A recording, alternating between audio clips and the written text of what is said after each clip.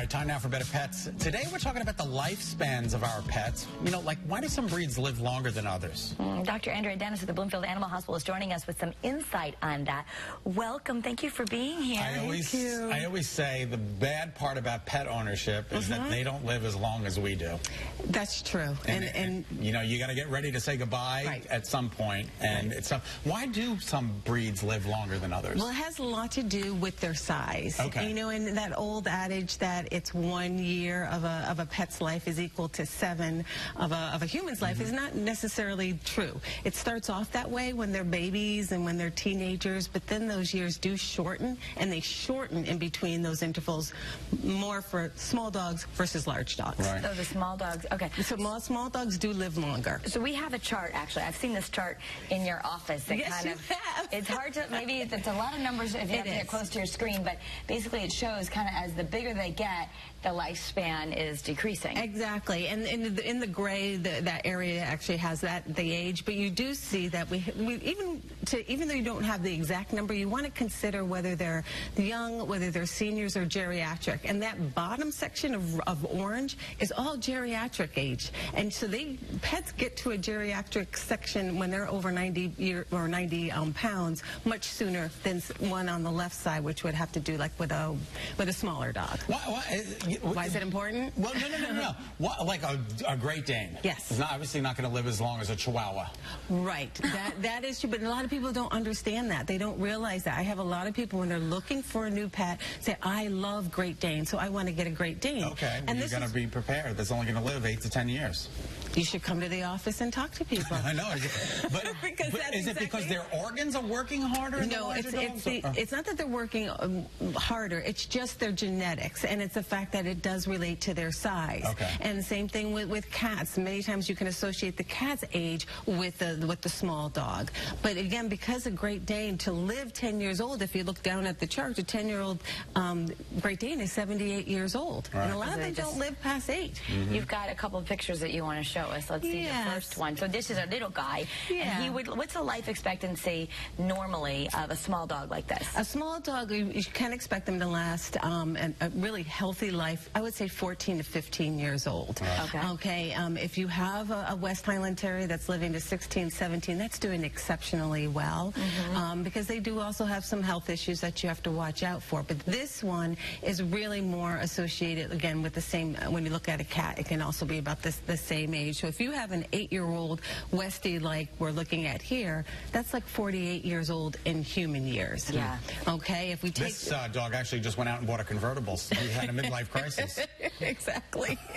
And cute while they're doing it, too. He looks pretty happy. Then we've got a golden retriever. A lot of people love Goldens. Golden retrievers are really great. They're about 50 to 60 pounds. So that same age, if we're going to talk 8 years old, 55. So now we're getting into really a senior year, whereas that Westie is not a senior at 8, technically. Are you following? Yeah. Okay. So then let's go to a bigger size dog. Okay, not the horse. Is this a Newfie? That is. And I have a family that actually has 2 Newfies, and they come in at the same time. One's like 134, and the other one is like 165 pounds. Oh yeah, so that's 300 pounds of dog in one visit. So if we're looking at a Newfie, again, 8 years old, we're talking 64. 64. And the reason why this is so important is because there's certain diseases that occur. Not only do I want a pet that's going to have, do I want to bring a pet into my life, especially after you've just had a loss that has a shorter lifespan, but also some of the way we look at it as veterinarians, if you go to your doctor, when you're 60 years old, they're going to start testing for things differently when you're 30. Right. And that does make a difference when people, they have to think that way. So if I have like a 2-year-old dog coming in that's urinating in the house that shouldn't be, I'm thinking urinary tract infection. But if it's a golden retriever that's 64 in human age, then I start to think, well, maybe it's incontinence. So that really does help us. Depending on what it is, right? Yeah. Now, what about cats? In general, do they live longer than dogs? They do. But sometimes everyone, when they use that 7-year for,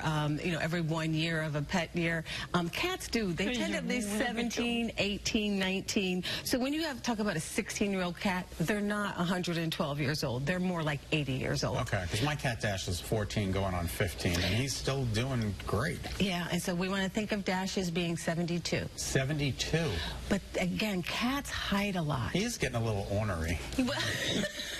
But sometimes it could be a little sign of arthritis. See, cats hide their diseases, and that's why if you start thinking 72, well, maybe when he's not jumping off the couch as easily as he used to, you think, okay, maybe we're dealing with a little bit of arthritis, and you can really prolong their quality of life. You can talk to your veterinarian about how can I help that. You want to talk quickly about hurricanes. We've had a lot of them, and pets have been displaced, and you just want to be prepared. You do, and we have, when you go back to Katrina, 2005, which we all remember, there was nothing in place from the federal government. There was nothing in place to try to take care of your pets. A lot has changed. In 2006, major legislation was passed, and FEMA is now involved. So each state has evacuation centers that are actually set up. So my main goal is to make sure that people are prepared. You never ever leave your pets behind. Never.